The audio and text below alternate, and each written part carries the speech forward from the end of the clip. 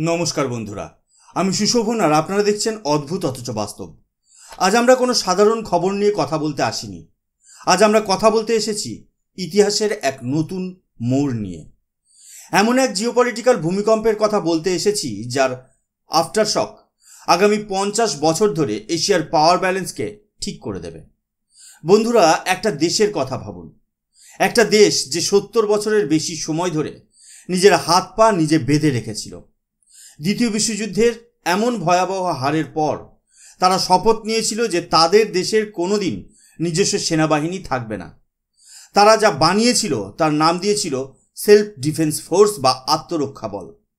নামেই স্পষ্ট, তাদের কাজ শুধু মার খাওয়া, পাল্টা মার দেওয়া নয়। সেই দেশটা হলো জাপান।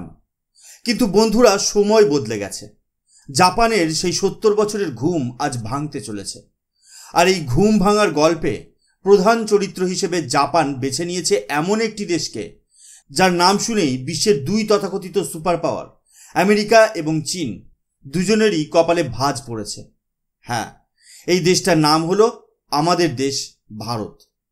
আজ এই বিশ্লেষণ একটু লম্বা হবে, তাই ধৈর্য ধরে শুনুন।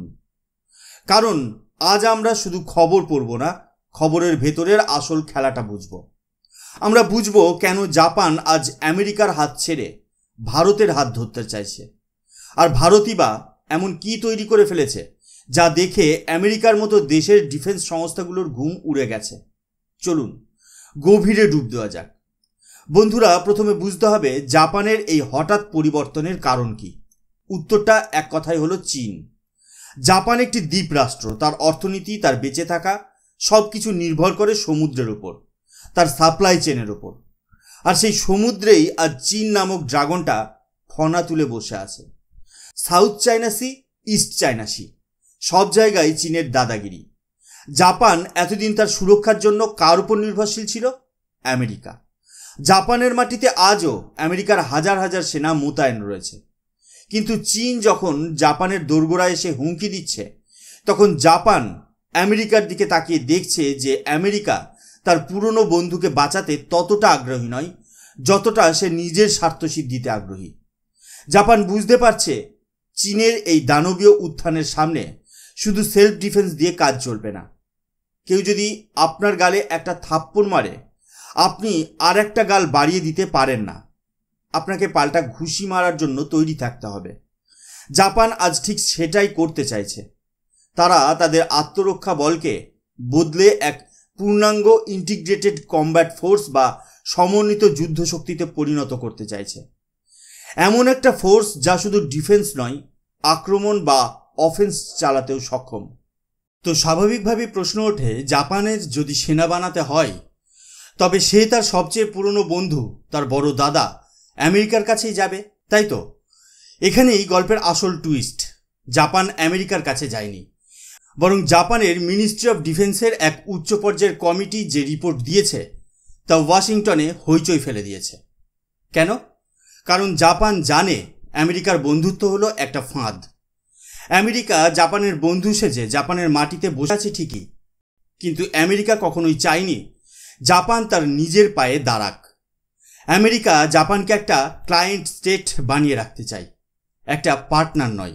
আমেরিকা চায় জাপানের সুরক্ষার জন্য যা কিছু লাগবে, বিমান, মিসাইল, টেকনোলজি, সব কিছু জাপান যেন আমেরিকার থেকেই কেনে। আমেরিকার অস্ত্র কোম্পানিগুলোর ব্যবসা তো চলতে হবে। একটা উদাহরণ দিই।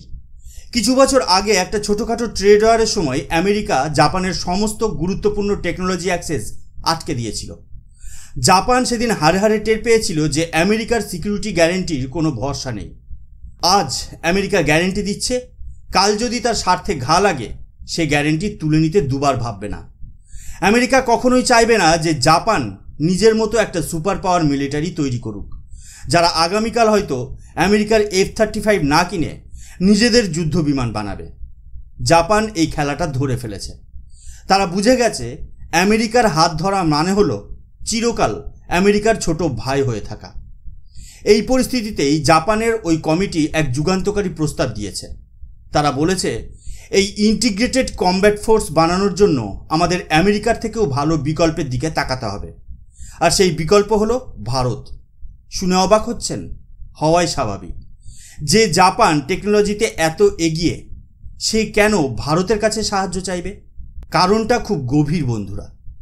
জাপানি বিশেষজ্ঞরা মানছেন যে ভারতের কাছে আজ বিশ্বের অন্যতম সেরা, সবচেয়ে কার্যকারী এবং সবচেয়ে যুদ্ধ পরীক্ষিত ইন্টিগ্রেটেড কমব্যাট ফোর্সের অভিজ্ঞতা আছে।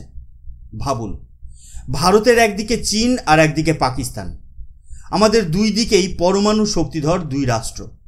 আমরা 70 বছর ধরে এই প্রতিকূলতার মধ্যে নিজেদের মিলিটারিকে তৈরি করেছি। আমাদের মিলিটারি কোনো এয়ার কন্ডিশন ঘরে বসে তৈরি হয়নি। আমাদের অভিজ্ঞতা আছে সিয়াচেনের বরফে লড়ার, রাজস্থানের মরুভূমিতে লড়ার, আর সমুদ্রের গভীরে গিয়েও লড়ার। কিন্তু আসল কারণ এটা নয়। আসল কারণ হলো ভারতের স্ট্র্যাটেজিক অটোনমি বা কৌশলগত স্বায়ত্তশাসন। জাপান দেখছে ভারত এমন একটা দেশ যে রাশিয়ার থেকে S-400ও কেনে, আবার আমেরিকার থেকে প্রিডেটর ড্রোনও কেনে, ফ্রান্সের থেকে রাফালও কেনে, আবার নিজের দেশের তেজসও বানায়। ভারত নিজের সিদ্ধান্তে চলে। ভারত কোনো দেশের ক্যাম্পে নাম লেখায় না। জাপান ভারতের মধ্যে সেই আত্মনির্ভর হওয়ার প্রতিচ্ছবি দেখেছে। জাপান জানে ভারত যদি কাউকে টেকনোলজি দেয় তবে সে কোনো শর্ত চাপিয়ে দেবে না। ভারত আমেরিকার মতো বলবে না যে আমার থেকে টেকনোলজি নিচ্ছ তো চীনের সাথে ব্যবসা বন্ধ করো। ভারত বন্ধু বানায়, চেলা বানায় না। জাপানি কমিটি খোলাখুলি স্বীকার করেছে যে ভারতের প্রতিরক্ষা পরিকাঠামো অনেক বেশি মজবুত, ব্যবহারিক এবং পরিপক্ক। তাই তারা আমেরিকার বদলে ভারতের সাথে হাত মিলিয়ে নিজেদের ভবিষ্যৎ সুরক্ষিত করতে চায়। এটা শুধু অস্ত্রের কেনা বেচা নয় বন্ধুরা, এটা হলো দুটো দেশের মিলিটারির মধ্যে গভীর ইন্টিগ্রেশন। এর জন্য জাপান নিজেদের দেশের আইন পর্যন্ত বদলানোর জন্য তৈরি হচ্ছে। এখন প্রশ্ন হলো, জাপান ভারতের ওপর এতটা ভরসা করছে কেন? ভারতের কাছে এমন কি আছে যা আমেরিকার কাছেও নেই? এখানেই আসছে আমাদের দ্বিতীয় এবং সবচেয়ে রোমাঞ্চকর খবরটা। জাপান ভারতের কাছে ঠিক সেই জিনিসটাই দেখছে যা দেখে আমেরিকা ভেতরে ভেতরে ঘাবড়ে গেছে। বন্ধুরা, আমরা সবাই জানি ভবিষ্যতের যুদ্ধ অস্ত্রের সংখ্যা দিয়ে জেতা যাবে না। এই যুদ্ধ জেতা হবে টেকনোলজি, গতি আর বুদ্ধিমত্তা দিয়ে। আর ভারত চুপিসারে এই ভবিষ্যতের যুদ্ধের জন্যই এমন এক হাতিয়ার তৈরি করে ফেলেছে যা আমেরিকার মতো দেশকেও চমকে দিয়েছে। আমরা কথা বলছি ভারতের DRDOর তৈরি এক মাল্টিমিশন গ্রাউন্ড লঞ্চ প্ল্যাটফর্মের বিষয়ে। নামটা শুনতে খুব জটিল লাগছে, তাই না? সহজ করে বুঝিয়ে দিচ্ছি। এখনকার যুদ্ধক্ষেত্রে কি হয়? আপনাকে যদি শত্রুর ওপর মিসাইল হামলা করতে হয় তবে আপনি ক্রুজ মিসাইলের লঞ্চার ব্যবহার করেন। আবার যদি শত্রুর মিসাইলকে আকাশে ধ্বংস করতে হয় তবে আপনি এয়ার ডিফেন্স সিস্টেম বা ইন্টিগ্রেটেড মিসাইল লঞ্চার ব্যবহার করবেন। অর্থাৎ আক্রমণ আর সুরক্ষা এই দুটোর জন্য আলাদা আলাদা সিস্টেম লাগে। কিন্তু ভাবুন তো, যদি এমন একটা সিস্টেম থাকতো যা দুটো কাজই করতে পারে, মানে একই লঞ্চার থেকে আপনি প্রয়োজনে শত্রুর বাংকারে ক্রুজ মিসাইলের দাগতে পারবেন, আবার ওই একই লঞ্চার থেকে ইন্টারসেপ্টর মিসাইল ছুড়ে শত্রুর ধেয়ে আসা মিসাইলকেও ধ্বংস করে দিতে পারবেন। এটাই হলো ডিপ ফায়ার সিস্টেম। আর সবচেয়ে বড় কথা, এই পুরো সিস্টেমটা একটা মোবাইল ট্রাকের উপর বসানো। অর্থাৎ আজ এখানে, কাল সিয়াচিনে, পরশু অরুণাচলে। শত্রুর স্যাটেলাইট বুঝতেই পারবে না যে ভারতের আসল ডিফেন্স সিস্টেম বা অ্যাটাক সিস্টেম কোথায় রাখা আছে। আসল মজাটা হলো এই ডিপ ফায়ার বা মাল্টি মিশন লঞ্চারের টেকনোলজি দিয়ে এতদিন শুধু আমেরিকাই কাজ করছিল।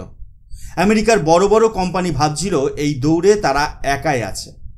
তারা এমন একটা সিস্টেম বানাচ্ছিল আর ভাবছিল যে এই টেকনোলজিতে পৌঁছতে বাকি বিশ্বের আরও 10 বছর লেগে যাবে। তাদের এই অহংকার সেই টেকনোলজি মনোপলিতে ভারত জল ঢেলে দিয়েছে। আমেরিকা যখন জানতে পেরেছে যে ভারতও ঠিক একই ধরনের সিস্টেম প্রায় তৈরি করে ফেলেছে এবং হয়তো আমেরিকার থেকেও এক ধাপ এগিয়ে আছে, তখন ওয়াশিংটনে বসে থাকা কর্তাদের মুখ ফ্যাকাশে হয়ে গেছে। আমেরিকা ঘাবড়ে গেছে দুটো কারণে। প্রথমত, আমেরিকার ডিফেন্স কোম্পানিগুলো তাদের সেনাকে যা বানিয়ে দিচ্ছে তা অত্যন্ত দামি এবং জটিল। আর অন্যদিকে ভারত, যাকে বলে কম খরচে বেশি কাজ, সেই ফর্মুলাই আমেরিকার থেকেও ভালো, কার্যকরী আর সস্তা সিস্টেম বানিয়ে ফেলেছে।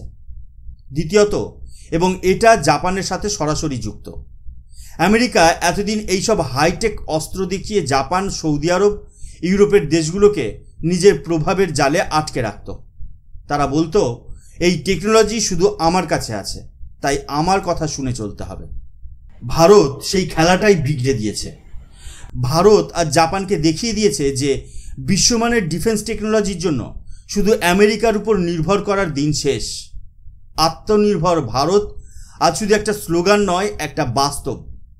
ভারত আজ টেকনোলজি তৈরিও করছে, আর সেই টেকনোলজি বন্ধুদের সাথে শেয়ার করার ক্ষমতাও রাখছে।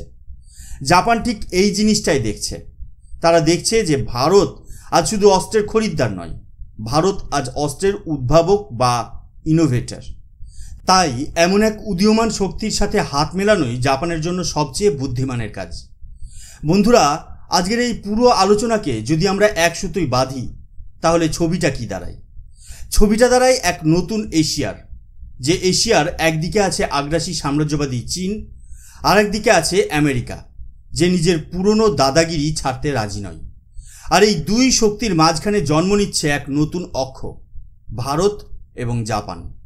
জাপানের 70 বছরের শান্তির ঘুম ভাঙছে, আর ভারত তার ঘুমন্ত দৈত্যের তকমা ঝেড়ে ফেলে বিশ্বের মঞ্চে এক প্রধান শক্তি হিসেবে উঠে দাঁড়াচ্ছে।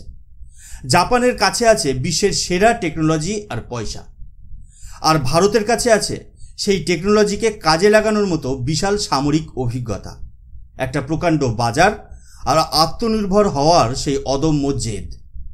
আমেরিকা ভাবতেই পারেনি যে ভারত এভাবে লুকিয়ে লুকিয়ে তাদের টেকনোলজির একচেটিয়া অধিকারকে চ্যালেঞ্জ করে বসবে। আর জাপানও আজ বুঝে গেছে যে আমেরিকার ভরসায় বসে থাকার দিন শেষ। এই ভারত জাপান স্ট্র্যাটেজিক পার্টনারশিপ শুধু চীনকে আটকানোর জন্য নয় বন্ধুরা, এটা হলো এশিয়ার এক নতুন শক্তি ভারসাম্য তৈরি করার প্রথম ধাপ। একটা এমন এশিয়া যার রিমোট কন্ট্রোল ওয়াশিংটন বা বেজিংয়ের হাতে থাকবে না, তার চাবিকাঠি থাকবে নিউ দিল্লি এবং টোকিওর হাতে। ভারত আজ দেখিয়ে দিয়েছে আমরা শুধু বিশ্বের সবচেয়ে বড় গণতন্ত্রই নই, আমরা বিশ্বের অন্যতম প্রধান টেকনোলজিক্যাল পাওয়ারও বটে। ডিআরডিওর এই মাল্টিমিশন লঞ্চার সেই বদলেরই একটা প্রতীক। আপনার কি মনে হয়, ভারতের এই ডিপ ফায়ার সিস্টেম কি সত্যিই আমেরিকার অস্ত্র ব্যবসার অহংকারকে ভাঙতে পারবে? আর ভারত জাপানের এই নতুন বন্ধুত্ব কি চীনকে আটকাতে সফল হবে? আপনার মূল্যবান মতামত নিচে কমেন্ট সেকশনে অবশ্যই জানান। আজকের এই বিশ্লেষণ যদি আপনার ভালো লেগে থাকে, যদি আপনি ভারতীয় হিসেবে গর্ববোধ করেন, তবে ভিডিওটা লাইক করুন আর আপনার বন্ধুদের সাথে শেয়ার করুন। আর অদ্ভুত অথচ বাস্তবকে সাবস্ক্রাইব করতে ভুলবেন না, কারণ আসল খেলাটা সবে শুরু হয়েছে। আমি সুশোভন, আবার দেখা হবে নতুন কোনো রোমাঞ্চকর বিশ্লেষণ নিয়ে। জয় হিন্দ, জয় ভারত।